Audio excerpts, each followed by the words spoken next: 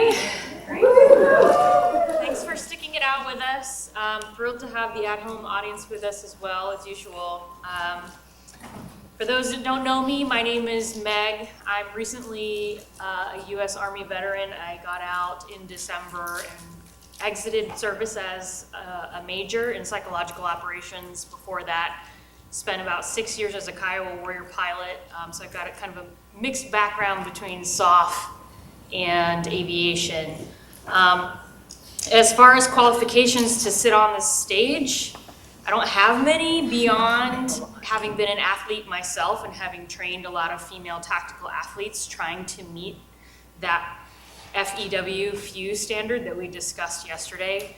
But I do think that having paid attention, once all of this started becoming apparent to me, how much I didn't understand about my own physiology and how important that could be in my training, I started paying more attention, finding more research, finding people that were smarter than me, like Dr. Stacy Sims, who we had last year, who's a hero of mine, to educate myself and help be a better coach and lead other women in that direction. So I am privileged to share a stage with a lot of people that are way smarter than me.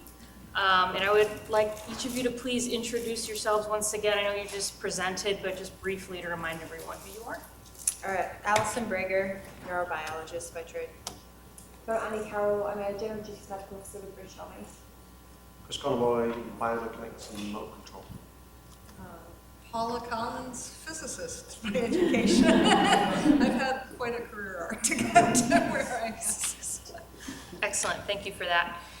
So I have a handful of tailored questions that I've written based on each of your backgrounds and some of the research you've done up to this point, or based on your individual expertise. So I hope you bear with me while I contextualize some of these questions a little bit, because I think it is something that might resonate with the audience. So I'll start with Dr. Connaboy. So in general, people that I served with in the past in the Army were mostly in support of women in combat and exclusive and elite military schools. But of course, as women come out of the woodwork to become the firsts, the female firsts in this course or that course, as that increasingly happened, the dissenters on social media would of course have negative things to say, often saying that women are a liability in the combat environment. As a coach, however, my perspective has always been that there's a generalized, and somewhat, in my opinion, antiquated narrative that women are just universally stronger than men, men are universally stronger than women. As a coach, my experience has been N of one is always the important perspective to take. And not only that, but we have to look at individual factors that weigh so heavily into someone's potential to perform well in combat. And that relates to things like having good nutrition, good sleep, right? Getting the basics right. And then things like, what is your training age? Were you a collegiate athlete before you joined the military? Do you have a foundation yet, or has the foundation yet to be built? So I'd like for you to please weigh in on your take on women's physiological potential to meet the demands of the combat environment, especially in the setting of your research. Great, thanks. I've served men and women, and I've served with a lot of men who have been liabilities. Physically, so there's meeting a standard. There's a standard to be met. The job has a requirement, and if you do not meet that requirement, there's tasks to do. There's lots of UK military who've just done some excellent work on modifying and bringing their physical employment standards up to date and understanding the requirements to execute these individual tasks that are common within the practices of the individual MOS over here, or kind of cap badges over there in terms of the services.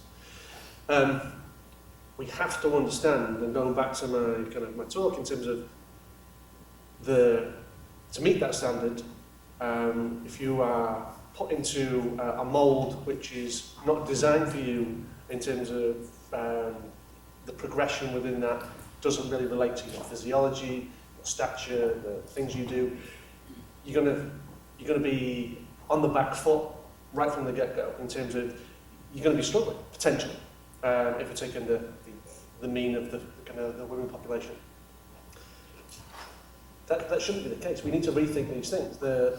if we understand the basic training, for example, we understand it from the historical perspective, we understand how to take men from A to B to get them to meet these standards.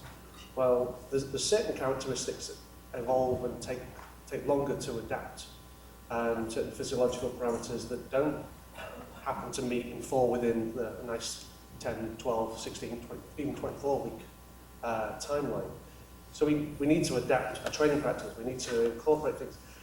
There was talk about introducing or reintroduction of kind of early physical intervention to pre-prepare individuals for the demands of their specific roles. I think that's a great opportunity to get people ready to meet the demands of their work. There is a caveat with that. If we understand that we can train you in a 12-week period to meet a physical standard, if you're only training to meet those physical standards, doesn't mean you are not going to be at risk for injury. There's a whole... People who turn up at day one at the door who can already meet the physical standards, they've typically lived a life that's physically active and they are robust. So we can get you physically prepared, but not necessarily robust in that timeline as well. So there's some nuance there. Thank you. And your mention of standards actually is a fantastic segue into the next question I was going to ask. Before I do, would anyone like to weigh in on that? No? Okay. So the next question I was going to ask was for Dr. Carroll. Something that I discovered while doing my thesis research at the Naval Postgraduate School. I was studying diversity and inclusion efforts in Special Operations Command in the United States and trying to unpack and frame the problem of why is it so hard for Special Operations Command to essentially get the A+ scorecard from Congress, right? To kind of summarize the problem, a lot of congressmen and women have asked the question, why are all our Navy SEALs white men? Why don't we see more diversity of ethnicity and race, and why don't we see women? And so I started unpacking questions like that, and something I came across repeatedly was this discussion of standards. And oftentimes the discussion of standards revolves around either there's an opinion that you have to be able to meet the standard, man, woman, otherwise it doesn't matter. But something that I think is more nuanced and important to address is, do the standards make sense? Because in many cases when I was looking at these organizations in Special Operations Command, people hadn't reassessed the standards in years and years. And if it's true, what we talked about yesterday, that we're no longer in a COIN environment, counterinsurgency, counterterrorism, we're now focusing on integrated deterrence and strategic competition, potentially, feasibly, that calls for a different skill set. So do the standards still make sense for what we're trying to do is something that I thought was an important point to emphasize. And so with that in mind, do you believe that, or what has been your experience in terms of the standard in the UK for the military in relation to women's success or just general readiness? I'm going to have to be very careful about how I answer this, because I think it's a really sort of impassioned topic. I think that I completely agree with your observations, and I think that's something that I've had myself when I've been working in the UK military. A lot of the standards have been in place for years and years, and now there's a load of prestige associated with it, and a lot of cultural pride in having completed the task. So in some of the arduous courses, the people who are in charge of setting those standards don't want to change them, because they think if they change the standards, then people who pass those courses won't have done the old standard, so they won't be respected in the same way as people who have gone before them. And I think, I don't know the answer to this, I think it's really difficult, but I personally think that you should be, you should set a course to enable someone to do the job, and the course should replicate the requirements of the job. And if you pass the course and you do your job well, that's what should be respected, rather than just passing the course itself. But at the moment, in some of the areas in the UK military, that's not the case. And I think it's that's something that is hopefully changing, but again, it requires the senior leadership of those people who have been in place for 30 years to have the confidence to say that this isn't right and we should change it. And that is happening in some areas, but it's slower to happen in others. Right. And one example, I guess, is you were talking about tabbing. And one of the courses, it's centered around tabbing with weight. And they will tell you off and they'll pull you out if you start shuffling, so if you start running. But that's mad because at no point are we expected... I'm sorry, just to correct there. Oh, sorry, They'll pull the athlete out of the training event Yeah. if they're running Yeah. instead of walking. Frankly, when I was going through assessment and selection, I would not have completed in time if I didn't run most of it. And so That's someone, wild. so I'm quite small, so my stride length is much smaller, and as officers you're expected to stand at the back. So you, I don't know if anyone's been in a sort of like a group like run, I guess you guys call it, but if you're at the back, you have those periods where you're having to catch up, so you have to like massively increase your stride length, and then you bunch up again, and then you have to catch up and bunch up. And I find that impossible to maintain unless I run. And so it's mad for me that in this course, you get yelled at if you aren't doing that. And it baffles me. It really baffles me. So yeah, I think a lot of our courses are set to old standards, and hopefully that will change, and that will enable more women to come through. But it's just making sure that people appreciate that it's still an arduous course, it's still hard for people to pass it, and once you pass it, you're performing at a high level, and you're respected for doing that in your role. Right. Would you like to weigh in? Anyone? There's so many levers you can pull to make things hard. You can do the physiology one, you can make the biomechanical one, and they have consequences. You have consequences if you're doing something for an arduous course, which is kind of a selection. They are not inconsequential when you put a lever in there. I'll give an example. I'm sat watching a particular pre-screener for a particular SF unit, and it's 3 o'clock in the morning, and we're probably on to our probably about 4th mile of bear crawl as an activity, which has been interspersed throughout the previous day of this. And so bear crawl after about 3 miles. This is not 3 miles consecutive, this is interspersed throughout the day. But bear crawl after doing it for 3 miles doesn't look like bear crawl should. It looks like your back, your ass is in the air, your feet on the ground, you look like a triangle. And as a consequence, if you are taller, biomechanically, your lower back is under greater stress. There's just mechanical levers, there's more work being done because of that. Likewise, fast forward about another hour, we're back outside, back out with some boats doing lifts above the head. You're probably guessing this unit is. So we're lifting this boat up and down above our head, and you've got longer levers. You're doing, especially if you're in a group which is lifting this boat who aren't as tall as you're doing a big chunk of that work. And there are exceptions to a rule, but I was sat next to a guy and I was talking about this, and I noticed this as we're going through Birmingham. I'm sat down and I've got my pack on, and I'm lovely and roasty and toasty and warm watching all these people suffer and struggle and amazed at the athletic ability. I'm talking to this chap sat next to me, and about okay, I'm going to put in another exercise in here. I'm going to put 2 planks, and I'm going to put them 5'10" apart, and I'm going to make you do press-ups. And I guarantee you, and I'm going to make you do press-ups like you've done bear crawl, like you've done this overhead press. You're going to get a different population come through, because all of a sudden, if you're 5'6" and you're doing press-ups, and you're doing press-ups out here, and you're having to do because your only points of contact are out here and at your feet, and you're doing press-ups like this, your shoulders are going to explode not literally, but we're going to be really, really struggling, really, really fast, and you're going to drop out. Well, is it right that you drop out? Does that make that activity make sense? But you've made a decision. All these other activities are in there, and you've made a decision. Whether that is a decision you made consciously or unconsciously, but it has consequences. So we need to revisit these. What levers do we pull to make this hard? Because it needs to be hard. We can think about this in different ways and think about it more in terms of, okay, what roles are we satisfying here? What activities are we going to do? 100%. I definitely think there's room to reassess how do we define hard Yeah. What is hard enough? How can we still elicit the grit response from candidates in these archers courses that we want to see without, defeating our own purpose by, creating a situation that is essentially a procedural barrier to success.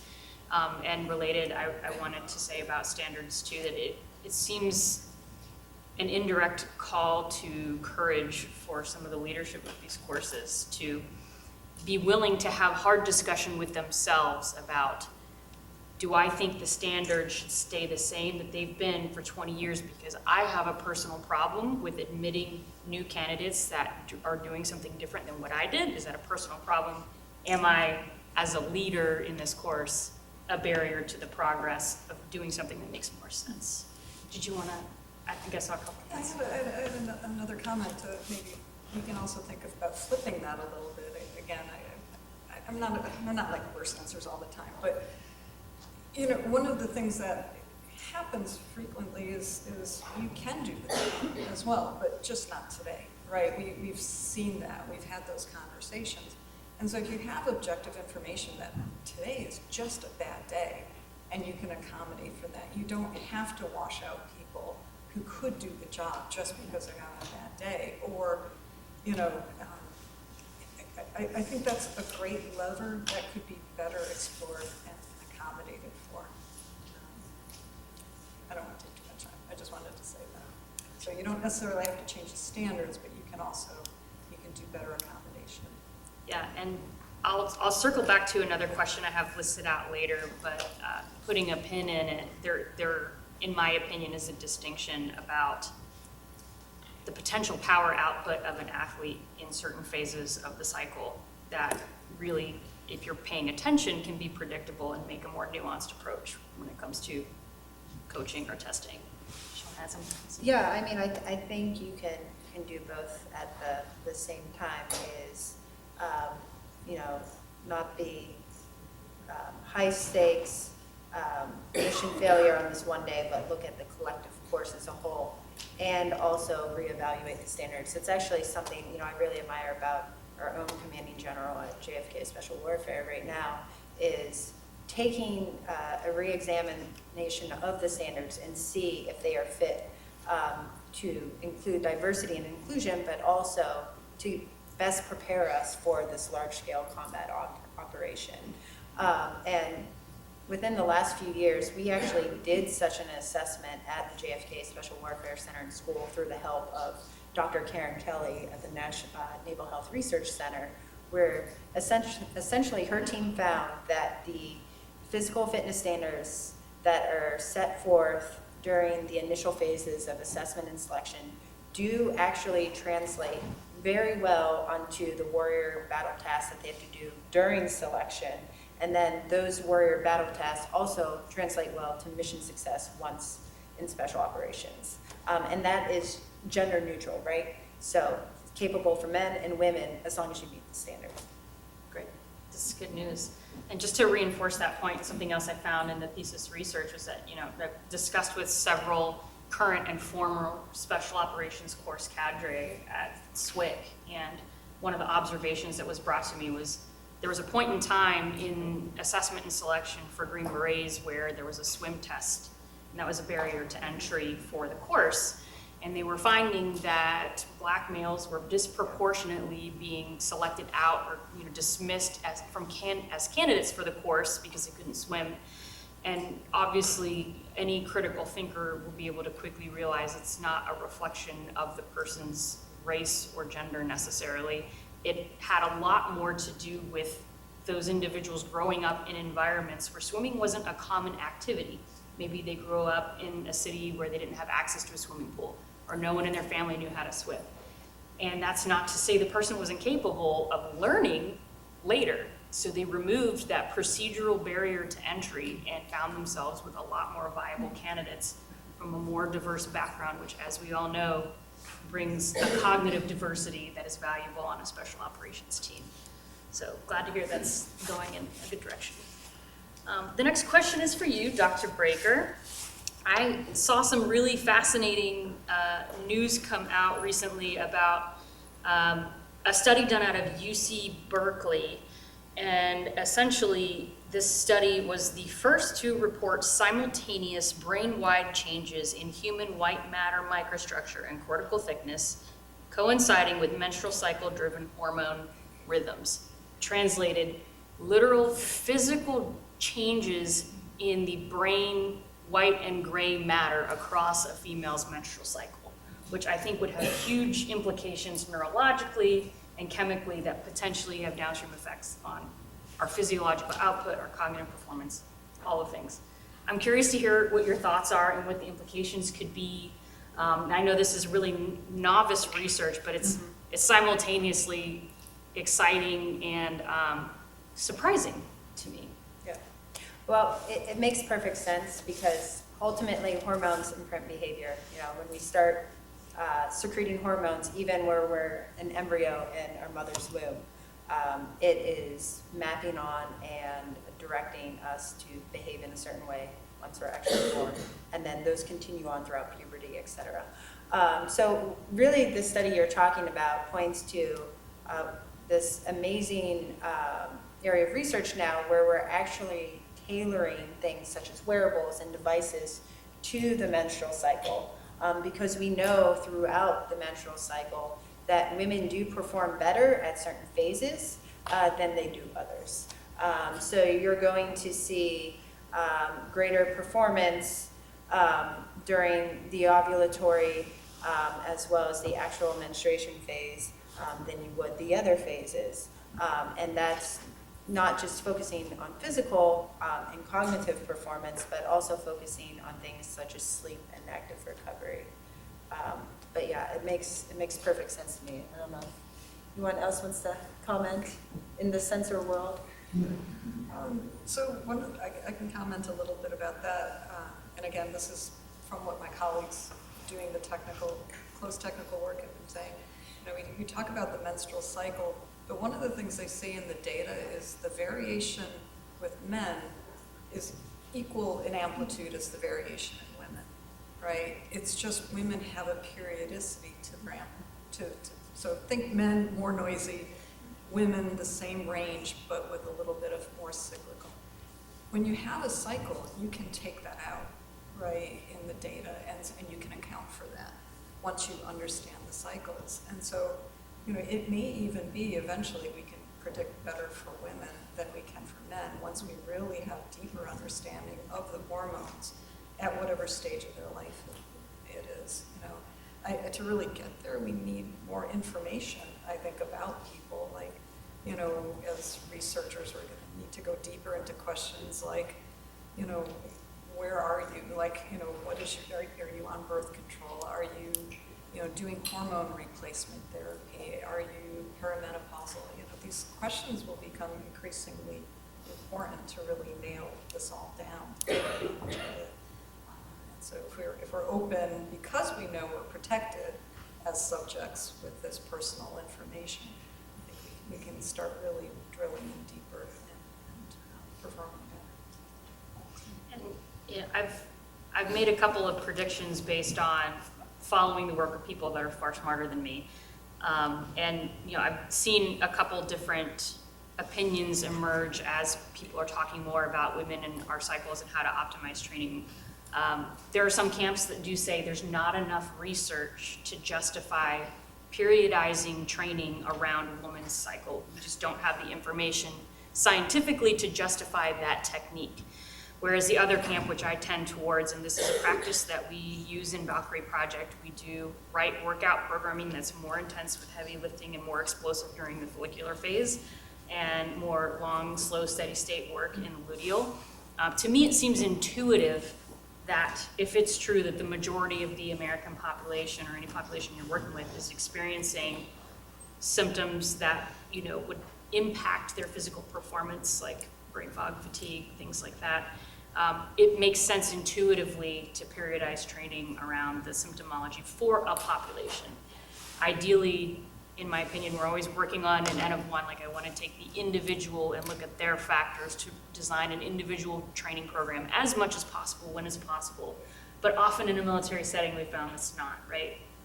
In fact, I found that especially for junior enlisted men and women, it is very, very difficult to find the time or even the permission to do intuitive exercise for themselves because they live in a paradigm that is essentially says, you know, the platoon sergeant or whoever it is, the leader of the organization, is dictating how their day goes from start to finish. And I acknowledge that I've gone on a bit of a tangent, but I think it's important to highlight this too, is that, you know, we tend, I think, as leaders and as a former field grade officer, it's easy to sometimes forget how much freedom we have. I had a lot of freedom as a major to do my own training, and it's easy to forget what it was like to be a junior enlisted person or a middle enlisted person who can easily tell their leadership while they're in the middle of doing an activity, I'm not physically able to sustain this, and it's not that I suck. Like, we're doing something that's counterintuitive to me, or the first time I have ever done a deadlift is like joining the Army because I was an endurance athlete, and I'm not designed for this. So I think that's an opportunity for improvement for leadership in the military to look at those things and say, are we really giving junior enlisted folks an opportunity to have a voice when it comes to their own training? Because as Olivia was saying yesterday, if you simply ask someone, are you okay? A lot of times in those situations, the answer is no. Okay, tangent complete. I'll go ahead and pose the last panelist-specific question for Dr. Collins. I wondered if you had any recommendations acknowledging that the technology needs to do some catch-up in order to properly support women's human performance, because, you know, if the research isn't there, then the algorithm isn't right, and so this is like a downstream kind of effect problem that we have. What recommendations would you have for practitioners in the meantime as research catches up as it relates to, you know, nutritionists or athletic trainers or even leaders? You know, how can they help fill some of the gaps the technology just can't fill right now? That's a great question. I mean, I think the first thing everyone understands is you can't rely on your technology ever, right? You have to rely on you as a human. You know, I think I like the discussions here. It's you know, about being, you know, everyone says, I know whether my guys are good to go or not, right? I can look them in the eye and I know exactly what's going on. You know, one of the things we see, for instance, is, you know, people who go down with heat strain injuries, when they go and then they do a scan of their lungs, a lot of them have like subclinical respiratory illness, right? That gives you a very bad day, right? And so you might think, oh, that guy or that woman was too aggressive and maybe they could have paced it better, but they don't know because they don't know they're sick today. You know, you can try to encourage people to do a better job of helping to not break people in training, right? That's why we're so focused on training, because if you can't even solve, you know, injury mitigation, if you can't get people to perform to their optimal during training, you know, it's a whole different problem even to get to combat. We want to pull things into combat because we knew they worked in the training environment. So that's really the opportunity to go deeper and better, to really start understanding that everyone is different, and even though the military has to train everybody the same, you might make better accommodations for recovery, for instance, right? Like, this person will need an extra half hour of sleep or an extra hour of sleep, right? They may need to recover. We want to reduce their risk of stress fractures, for instance, right? Maybe they really should be carrying lesser load. Right? Because you don't want to break them in training. You want to give them that extra time to keep them in the fight, to get them moving forward. So I think it's maybe a more personalized approach. I know it's a luxury, maybe that's not available, right? But to have those dialogues at least, to allow your people to not just say, you know, are you okay? Yes, sir, I'm fine, 120%. Let them say, no, I'm really 80% today, but I'm gonna do my best, and I'm gonna look out for you. So we shouldn't just blanket assume that an hour PT session followed by denying junior enlisted personnel the opportunity to go to the DFAC because you're waiting on notes from the first sergeant followed by staff duty shift, followed by a 6 a.m. work call is probably not conducive to recovery. Let's talk I'm about shocked. shipboard. Sleeping on a ship with, Yeah. you know, the flight deck up there and the planes landing, and you don't even get a good night's sleep, so. You want to weigh in You on also that? want that. Oh, no, I mean, I can talk about, like, a recent success story we've had in this realm at JFK Special Warfare Center. So we give all of our students, and even cadre now, the Oura Ring and the Garmin watch. Again, technology is not the be-all, end-all, but it can assist with optimizing performance. And when we distributed the rings and the watches, focusing specifically on what I think is one of the hardest courses in the military, the combat dive course that we run down in Key West. So there's this train up that is done at JFK Special Warfare prior to going down to dive school. And when we distributed the rings and the watches, we didn't tell the students anything. We said, you can use this to augment your training, you don't have to wear it. But we didn't provide them any baseline education in terms of how that data on their ring and watch correlated with next day performance and recovery. But on their own, over the course of the week, when we followed up with them in a focus group, we found that they were on their own, going to bed earlier, saw the impact that nutrition had on their recovery, you know, stopping to eat earlier in the night or eating more nutrient-dense foods. And then, of course, a big win for us was a lot of them stopped drinking alcohol because they realized that alcohol greatly impacted their next day performance and recovery.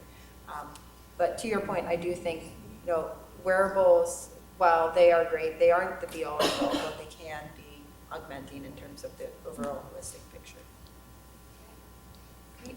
So I'm going to ask one more general question and ask for just like a short answer from each panelist in sequence, and then I'll open up to questions in the room. So if you could have one big call to action request for policymakers and senior military leadership to make a big impact so that women have more access and, you know, removing all these procedural barriers and doing things more intuitively, what would your request be?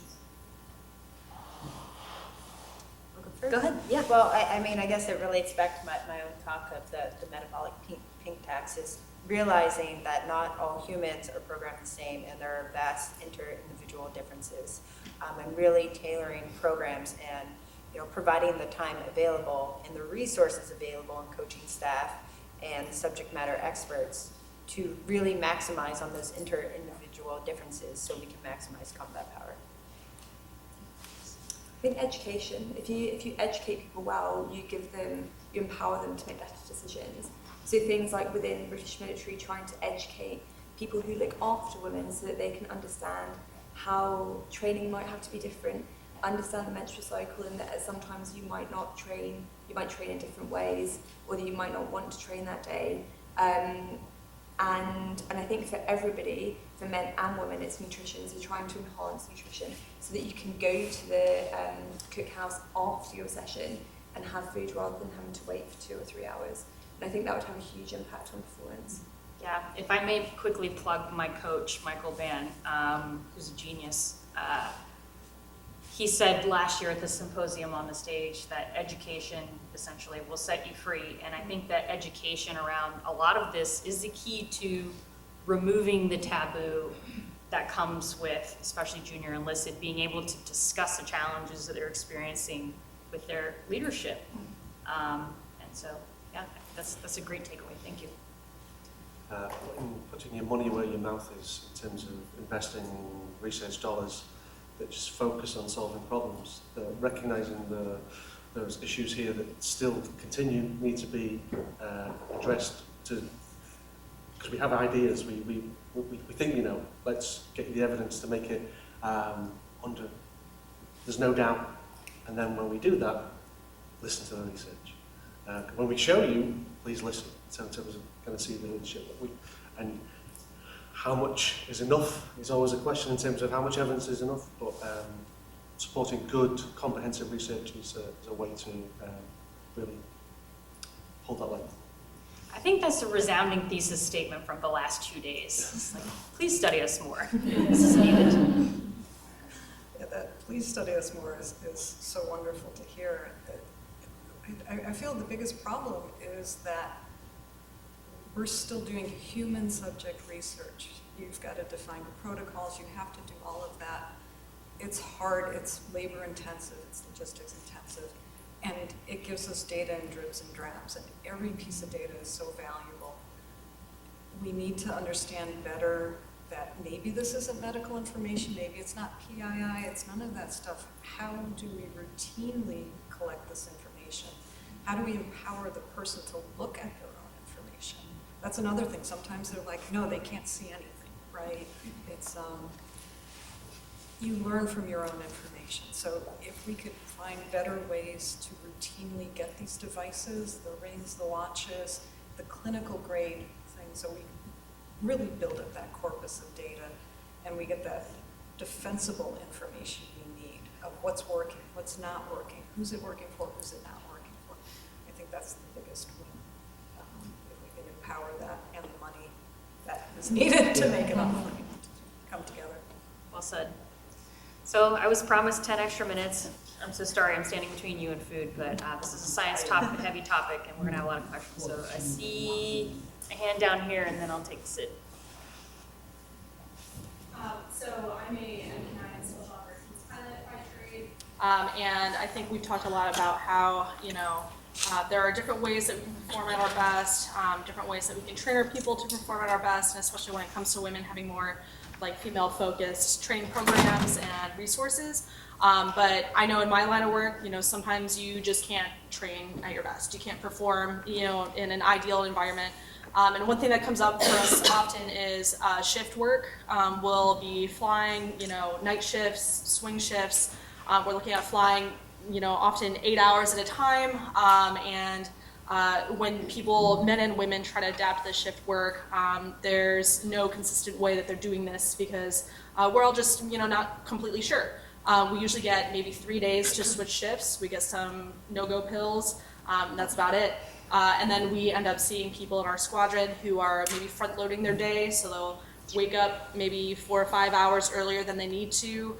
Then they go to work just so they can, spend time with their family or, just attempt to have a more normal day. But then you end up seeing pilots who, at the end of their 8-hour shift, they've been awake for 15, 16 hours, and hopefully not more than that. But while they're trying to juggle all these capabilities while also, fly down range and perform combat operations, they're met with this this difficulty of finding that balance, I guess. So I was just curious on your perspectives of how we can maintain and maybe enforce like that adaptability for even when we're not in an ideal environment where we simply just can't not fly night shifts.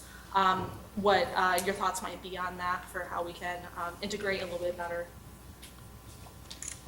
So I guess during my time as a doctor, we do night shifts for like 3 or 4 days, and then you'll switch onto long day shifts, and then you'll switch back onto night shifts. And from a personal perspective, I think it's horrendous.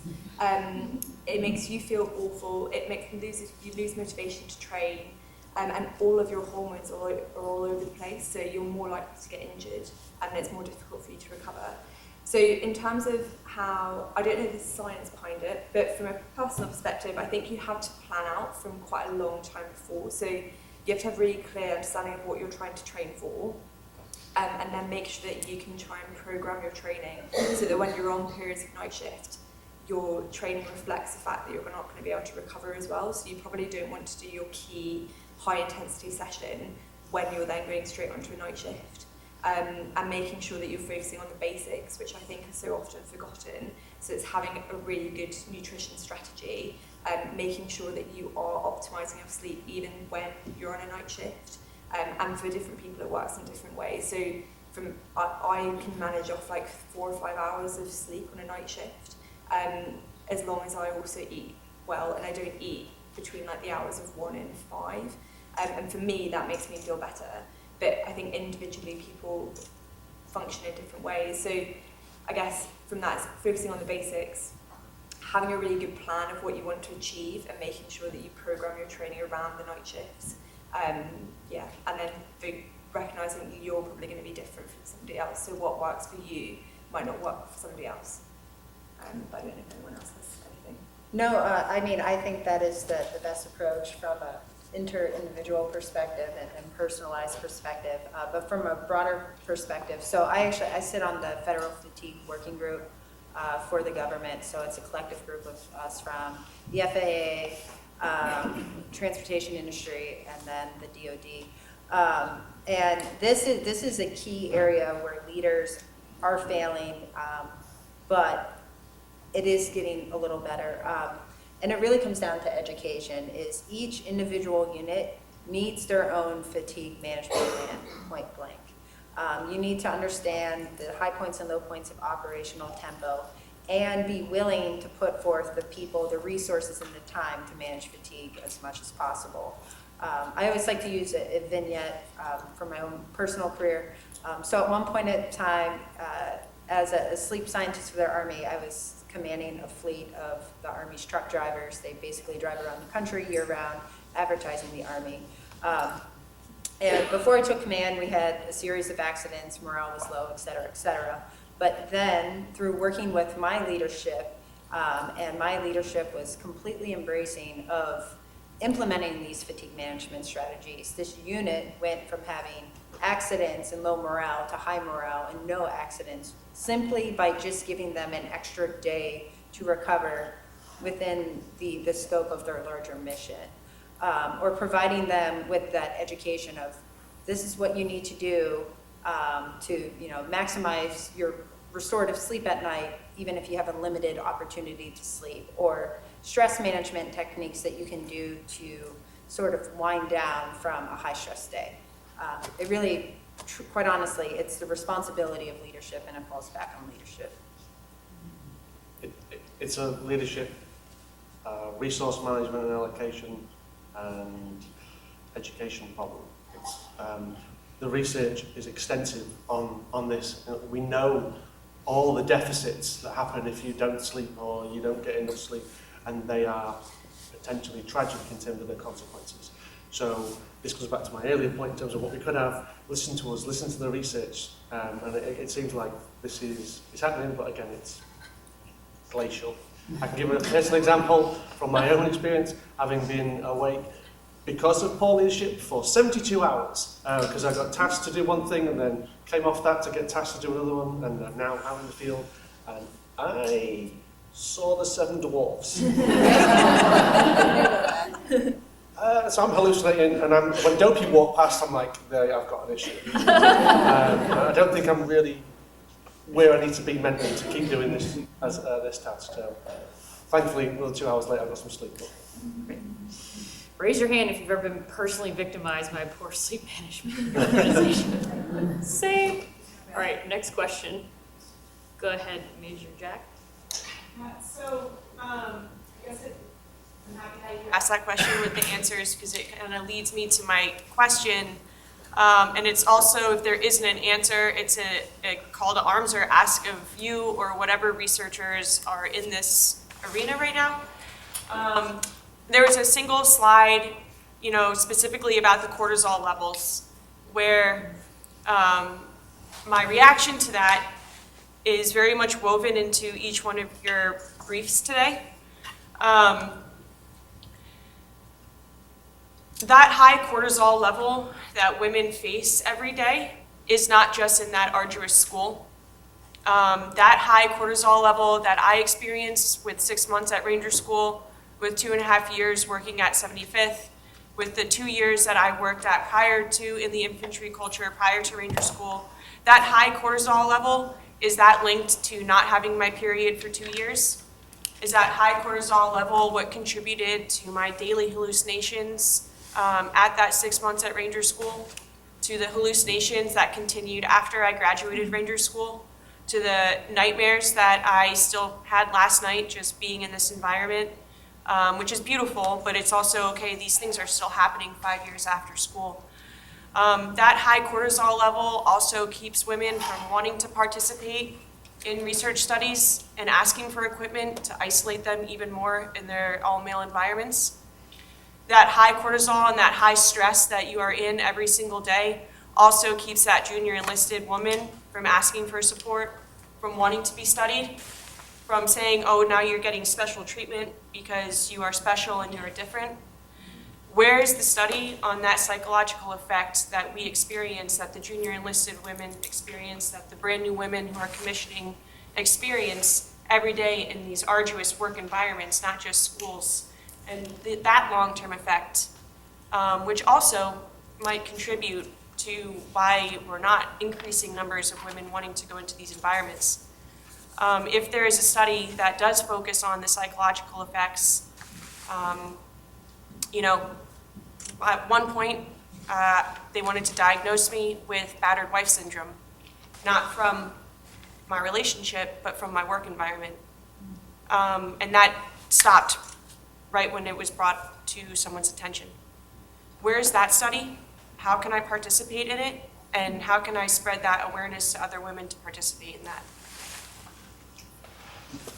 So I'm not aware of there being I think it's so important that there is a study, because all of the things that you're saying, I think we shouldn't be in a situation where people are having to go through that.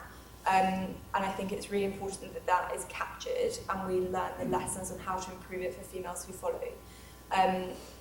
I think I'm not aware of a study that's happened at the moment that showed the long-term effects, and I wonder whether that's because the number of women is just so small, and for a long time we've not wanted to look at the long-term effects, or people haven't wanted to address it. And I also think there's probably an element of females who have been in those environments who don't want to come forward and participate because actually it's quite painful to go and relive that experience. And so I don't know if hopefully there's funding available and a team that can focus on it to try and stop that from happening and learn the lessons and make sure that it doesn't happen again. I just want to thank you for putting that even stat up in your brief, because I think that research alone is going to help all of you and all of this other amazing physical medical research and data that we're trying to create. Just seeing that slide alone about, I was like, oh my God, you know, like, and we're talking about standards. It is a different standard through these arduous schools. That psychological standard that it takes for women to be resilient and grit through every single day, that social stress, it is a different standard. Because in your stats, men reach that cortisol level a handful of times compared to a woman who faces it daily. It's different. And I just thank you for putting that slide up. I know